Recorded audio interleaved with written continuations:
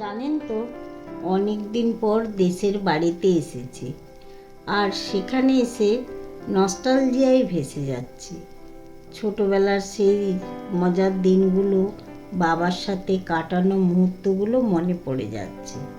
কিন্তু আজকে সেখানে এসে একটা শূন্যতা অনুভব করছি। মা নেই, বাবা নেই। 15 বছর হয়ে গেছে মা চলে গেছেন, 3 বছর হয়ে গেছে বাবা চলে গেছেন। তবুও এখানে এসে তাদের আভাস পাচ্ছি। মনে হচ্ছে বাবা মা আমার সাথেই আছেন। আমি এখন দাঁড়িয়ে আছি স্মৃতির মুকুটের কাছে, দাদু ঠাকুমার স্মৃতির মুকুটের কাছে।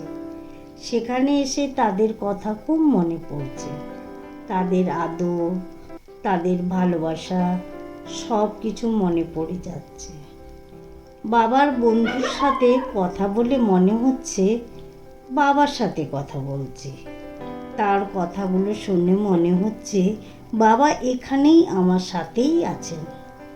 এটা একটা অদ্ভুত অনুভূতি, যা বলে বোঝানো যায় না।